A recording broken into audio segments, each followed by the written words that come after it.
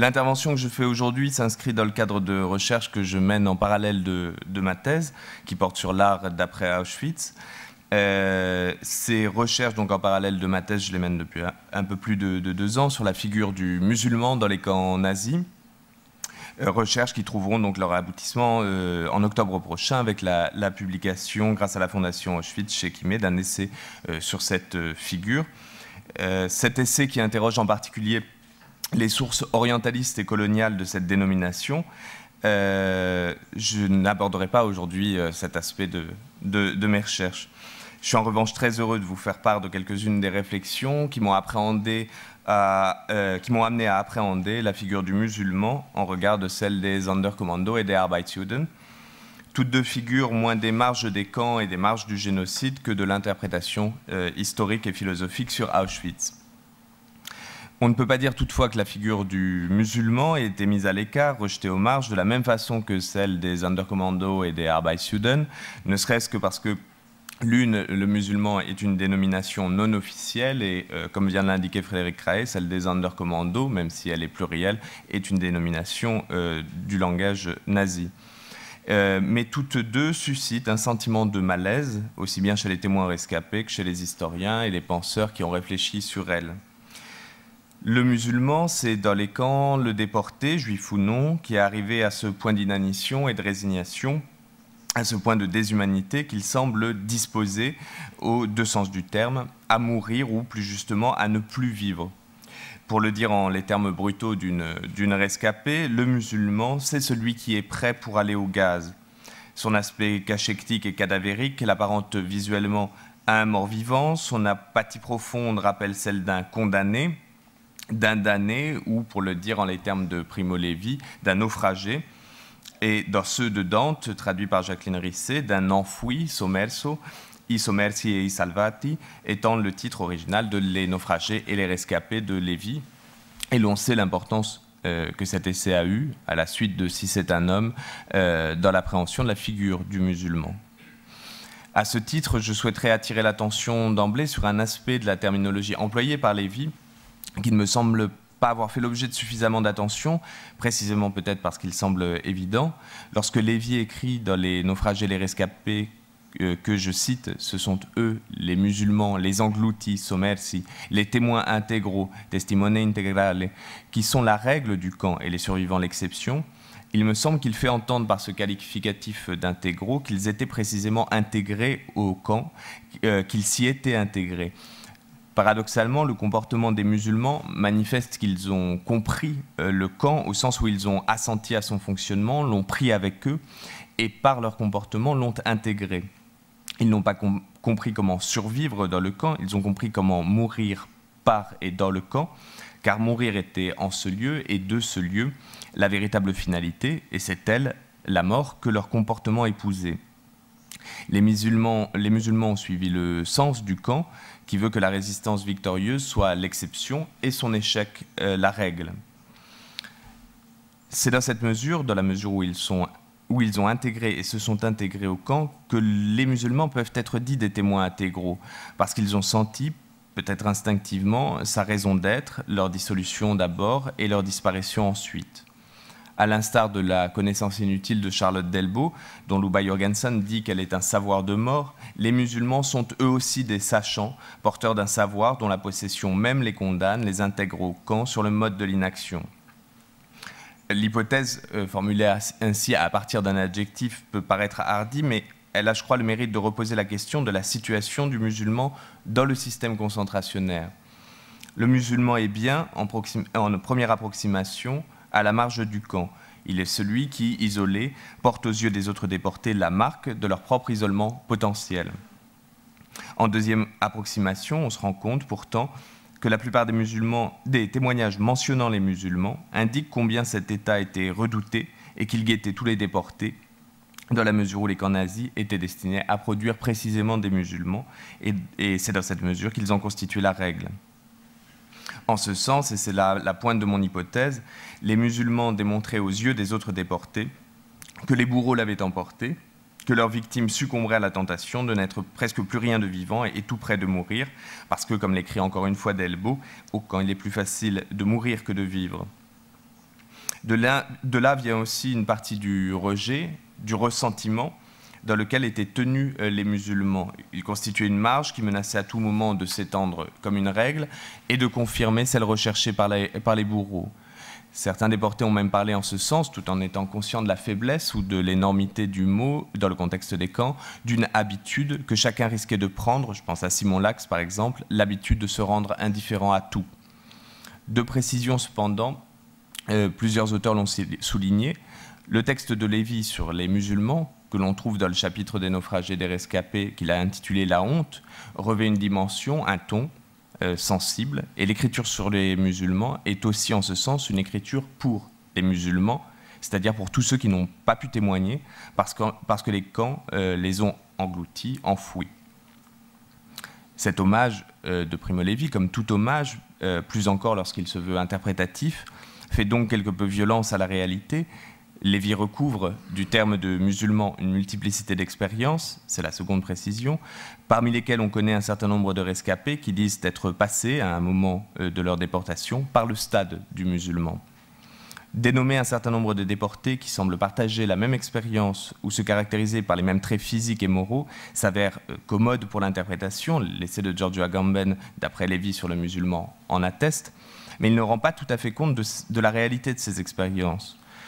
Plus encore, il court le risque de subsumer la figure du musulman, d'en faire une image, un schéma et enfin un concept duquel on puisse déduire des paradigmes, bref, de donner un sens au musulman pour l'après-Auschwitz, au risque d'escamoter un peu ce qu'il était pendant Auschwitz.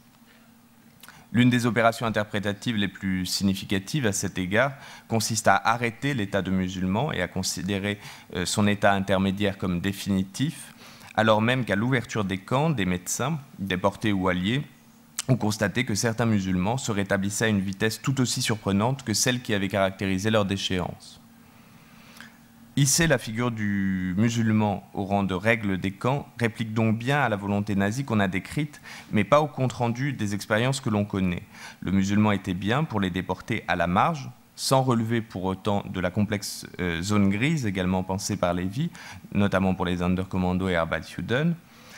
Faire du musulman, au contraire, une exception, serait ne pas entendre les échos profonds que cette figure entretient avec les ressorts du mythe nazi. On ne peut reverser l'un dans l'autre, chacune des hypothèses que l'on pourra formuler se heurtera à l'une ou l'autre de ces bornes, et l'interprétation ne saura faire l'économie de ses limites si elle veut demeurer historiquement cohérente et son analyse fondée en faits. La notion de témoin intégral, telle qu'on l'entend d'après Lévi, permet donc de questionner la situation paradoxale du musulman vis-à-vis du système concentrationnaire nazi, dont on sait qu'il est inséparable du mythe nazi lui-même. Le musulman est marginal, lors même que cette marginalité constitue la règle des camps, leur projet. La question que pose donc Lévi est donc bien celle de l'exemplarité du musulman relativement au nazisme, ou à ce qu'on pourrait appeler l'imaginaire nazi qui nourrit son mythe, lequel se vérifie, s'achève finalement dans les camps. Afin de bien saisir les enjeux que soulève la question de l'exemplarité, il est nécessaire d'en passer par une brève discussion des termes que l'on emploie à ce sujet. Afin d'en faciliter l'abord, on admettra en principe que le musulman constitue bien une figure, au sens où le passage du musulman véritable au musulman des camps correspond à un glissement du sens du mot, de son contexte originel à un contexte nouveau. Glissement qui prend la forme d'un processus d'évocation, qu'on ne détaillera pas ici, et qui s'avère être de l'ordre de ce que César Dumarsais nommait un sens littéral figuré. Le mot figuré en figurant ne laisse pas d'avoir son sens littéral, ce que Fontanier a appelé une sylepse. Le musulman, en tant que figure syleptique, donc, apparaît en outre comme une synthèse autant que comme une métonymie du nazisme. Synthèse et métonymie articulent un champ référentiel que circonscrit précisément la notion d'exemple. Au sein de ce champ de l'exemple, il importe donc de déterminer à laquelle des deux instances, de la synthèse ou de la métonymie, appartient la figure du musulman. On avancera en conséquence l'hypothèse que s'il est indéniable que le musulman soit une figure exemplaire du nazisme, en tant que produit et de son idéologie et de la réalisation politique de cette idéologie, c'est-à-dire comme synthèse du génocide perpétré par les nazis, l'exemplarité de cette figure n'en est pas moins limitée. Autrement dit, le musulman ne peut accéder au rang de métonymie d'Auschwitz. En d'autres termes, Le musulman est un exemplaire du nazisme sans être exemplaire du nazisme. Il est bien évident dans ces conditions que l'exemplarité limitée de cette figure n'a rien de rassurant, tandis qu'il est au contraire de la nature même de la métonymie de susciter cet apaisement. Le propre de la métonymie est en effet d'appartenir à ce qu'elle désigne, d'être partie au tout, et par voie de conséquence de périr avec lui. Enferré d'Auschwitz, le musulman ne peut être reconnu par d'autres biais, qui plus est, sa généalogie tout entière en dépend. Or, en tant que synthèse du nazisme, la figure du musulman requiert une généalogie parallèle, non plus aux abords de l'idéologie nazie, mais depuis ses abords jusqu'en son sein. Retracer les contours de cette généalogie dépasse quelque peu le cadre de cette intervention. Aussi admettra-t-on que la figure du musulman soit nécessaire à la réalisation, au sens fort de ce mot, du mythe nazi. Produisant dans les camps des sous-hommes, le nazisme vérifie qu'il a produit autour des camps des surhommes. La figure est nécessaire et constitue pour cela un angle d'approche particulièrement éclairant afin d'étudier l'esthétique incarnée que constitue le projet nazi, mais elle n'est pas suffisante à son appréhension. Le projet concentrationnaire nazi en tant que tel est certes aussi un projet d'extermination, mais l'extermination déborde, on le sait, le projet concentrationnaire et la forme même du camp, que l'on se réfère aux actions des Einsatzgruppen ou au centre de mise à mort. Dans ces deux situations, lesquelles constituent le cœur du projet génocidaire, ou plus exactement le centre de son système d'élimination, la figure du musulman est absente. Plus même, envisager le génocide et non l'expérience concentrationnaire sous l'angle du musulman revient, pour le dire en une tautologie, à ne voir que le visible du génocide, celui dont il est resté dans les camps des ruines, dont il est revenu le plus de témoignages écrits, dont on connaît aussi quelques milliers de dessins et de photographies. Pour l'immense peuple des assassinés, en revanche, très peu de témoignages écrits, sinon bien sûr ceux des Sonderkommando et des Arbeitsjuden, 4 photographies volées à Birkenau, l'album photographique et le carnet de croquis d'Auschwitz, montrant l'arrivée de convois à Birkenau, une douzaine de dessins des alentours de Sobibor, bref, un inventaire à la fois minuscule et crucial, qui reste cependant, n'était la qualité de ses raretés, un inventaire misérable ou en tout cas incommensurable aux morts, un corpus malgré tout, pour le dire en les termes chers à Georges Didier Huberman, qui indique assez à quelle échelle l'entreprise génocidaire des nazis ambitionnait l'anéantissement. On reviendra sur cet enjeu de la visibilité, mais ce qui paraît d'ores et déjà sous cet angle, c'est la distinction entre musulmans et membres des équipes spéciales des Sonderkommando. Ce qui distingue en effet les musulmans des Sonderkommando et des Arbeitsjuden, qui tous deux se trouvent pourtant aux marges de la survie, en même temps qu'au cœur de la mort, c'est que si les musulmans se situent au centre du fait concentrationnaire, les membres des équipes spéciales se tiennent, eux, au cœur du fait génocidaire, au cœur de la destruction. Sous cet angle, l'erreur d'appréciation de la portée interprétative de la figure du musulman est compréhensible. Elle consiste à reconduire la confusion bien connue et malheureusement parfois entretenue entre des faits concentrationnaires et génocidaires perpétrés par les nazis. Elle indique aussi, et je crois qu'on y reviendra au cours de ces journées, une forme de rejet des Sonderkommando et des Arbeitsjuden au moment de l'expérience concentrationnaire et génocidaire, aussi bien qu'au moment de la relation testimoniale de ces expériences, et après, lorsqu'historiens et penseurs ont cherché à analyser et interpréter le nazisme.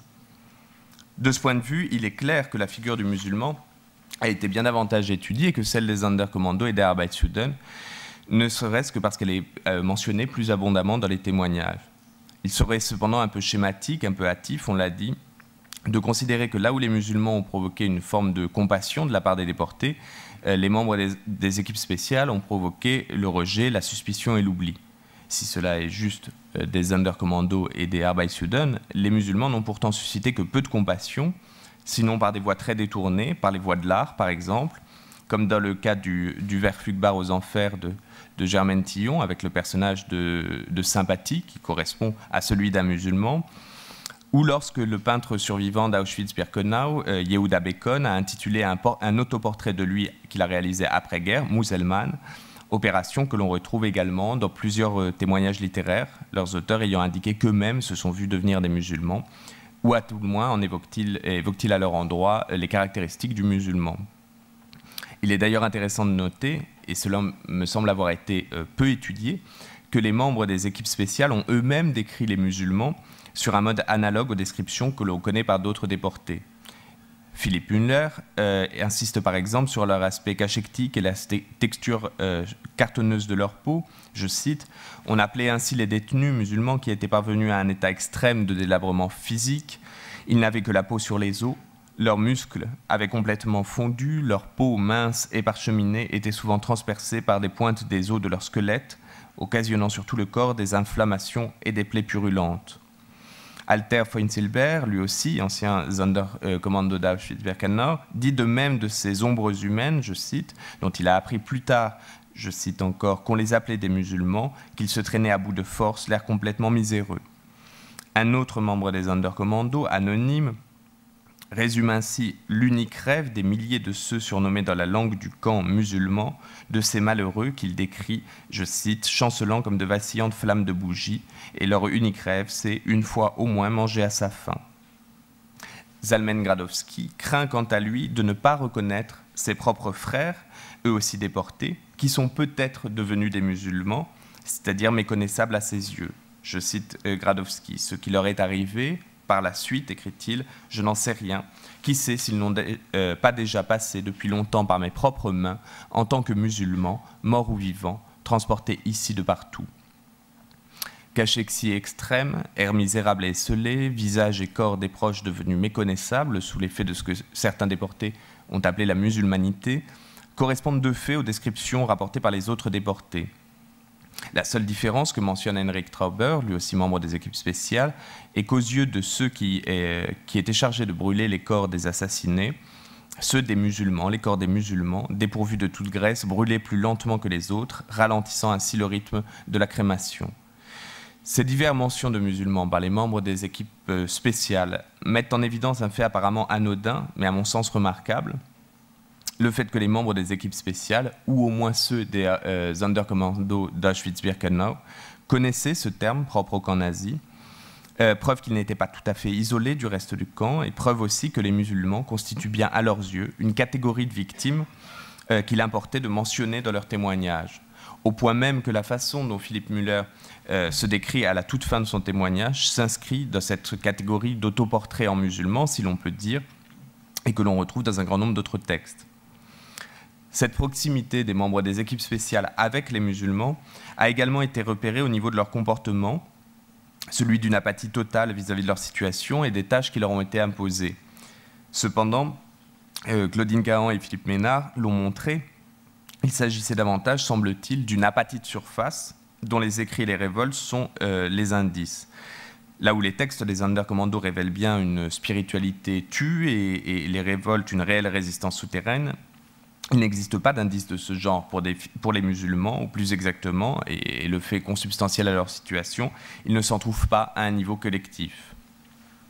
Reste que cette apathie a pu sembler correspondre aux yeux des autres déportés à une indifférence monstrueuse vis-à-vis de la tâche que les bourreaux leur avaient imposée, au point de susciter à leur endroit une répulsion telle qu'elle s'apparente, aux yeux de Primo Levi notamment, à un cas limite de collaboration, au sein de ce qu'il a nommé la zone grise, cet espace symbolique dans lequel les maîtres et les esclaves, pour parler comme Lévi, se trouvent reliés et séparés au point qu'elle oscille entre collaboration et accommodement, à un point tel aussi qu'il n'existe pas pour elle, je cite Lévi, de tribunal humain auquel en déléguer la mesure.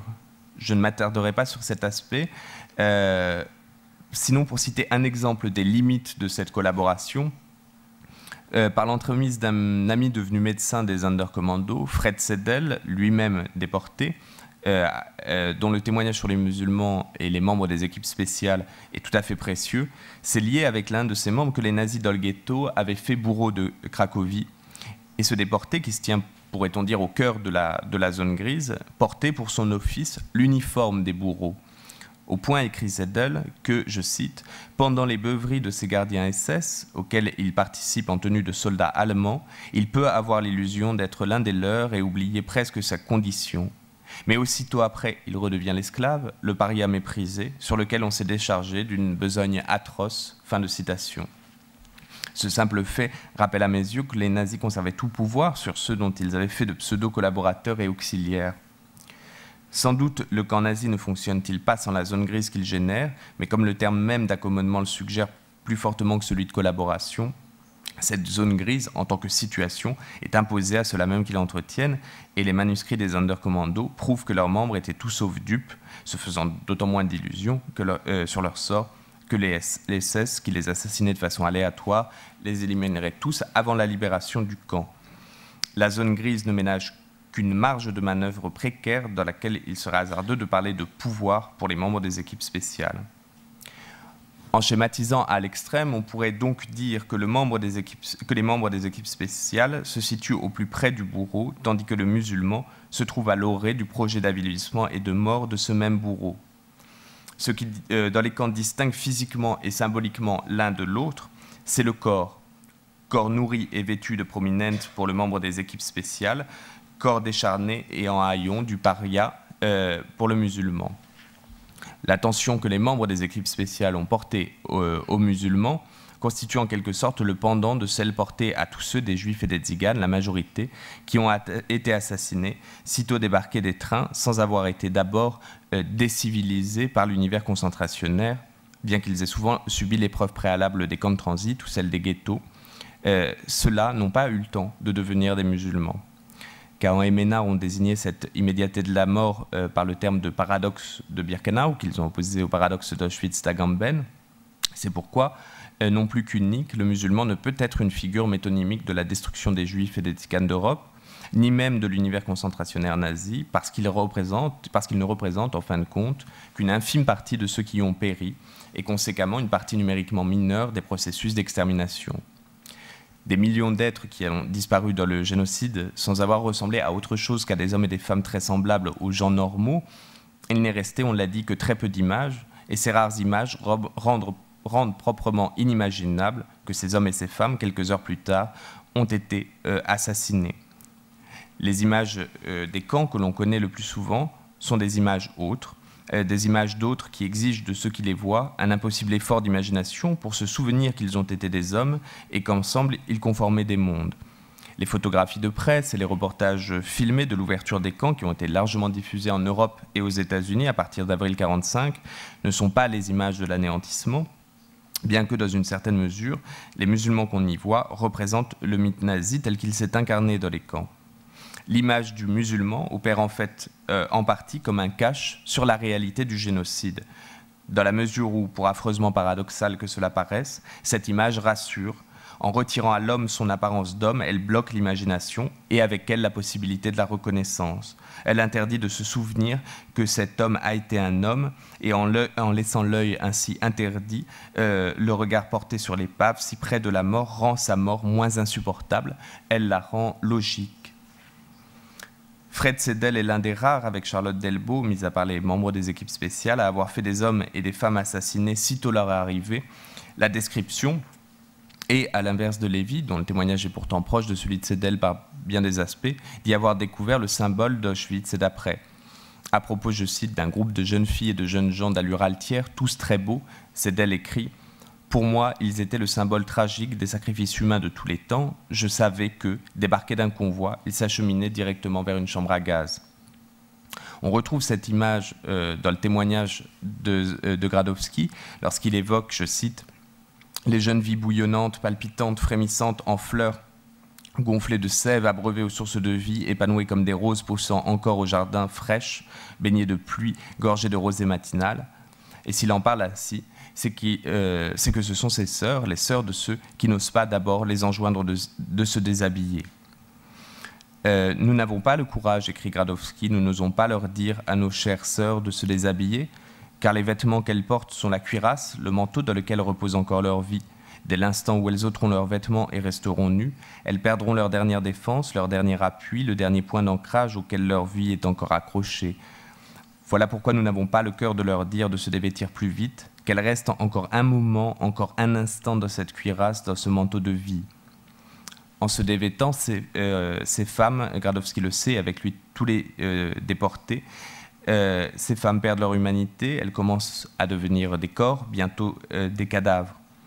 L'écriture de Gradowski poursuit ce que ses yeux ont vu. Je cite, « Ces beaux corps séduisants, conclut-il, fleurissant de vie, traîneront à terre comme de répugnantes créatures, comme les souillures et les ordures, leur corps blanc d'albâtre maculé de déjections humaines. » Les membres des Sonderkommando d'Auschwitz ont vu disparaître ce groupe de femmes, ils ont vu disparaître avec elles leur monde, et d'une manière sur laquelle le jugement ne peut se prononcer et qu'on ne peut écrire qu'en tremblant, ils y ont participé. Zedel, dont on a dit qu'il s'était lié avec certains d'entre eux à Auschwitz-Birkenau, a décrit leur état. Je cite Zedel. « La fréquentation constante de la mort, le témoignage direct des assassinats massifs a une profonde répercussion sur leur psychisme. Pendant leurs heures de repos, ils sont complètement amorphes, vautrés sur leur lit, insensibles à tout. Ils ne parlent même pas entre eux, ils ont l'air de vivre dans un autre monde, un monde étrange, en marge de la vie. Eux se trouvent donc bien dans l'espace des camps et dans le champ de l'extermination, plus en marge encore que les musulmans.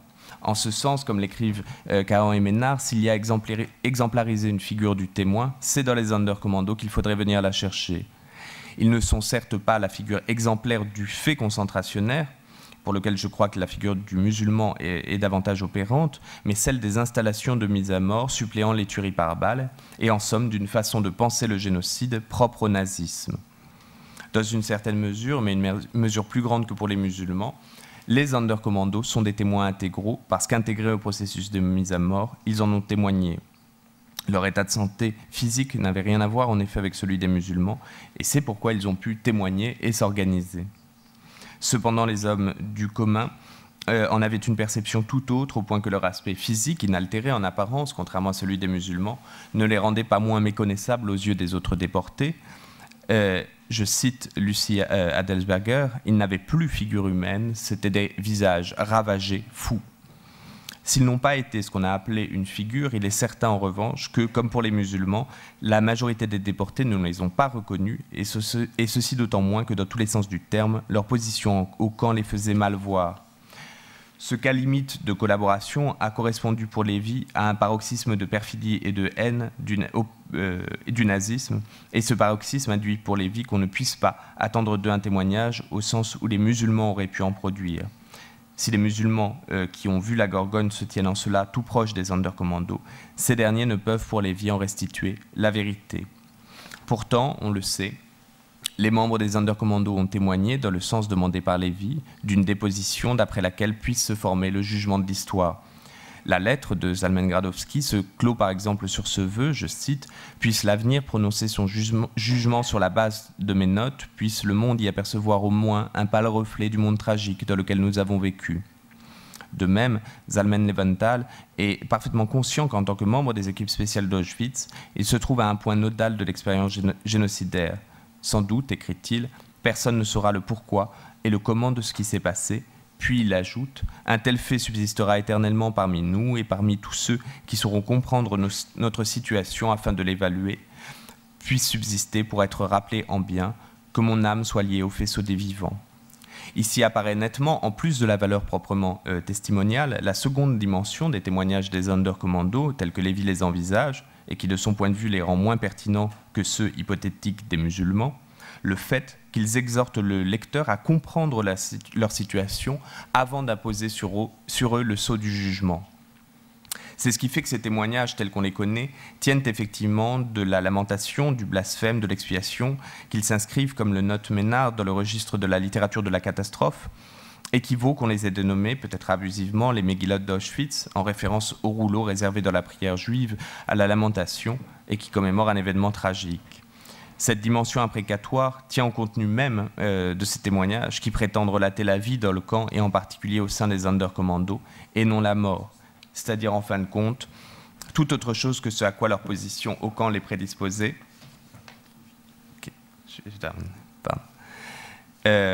Pardon.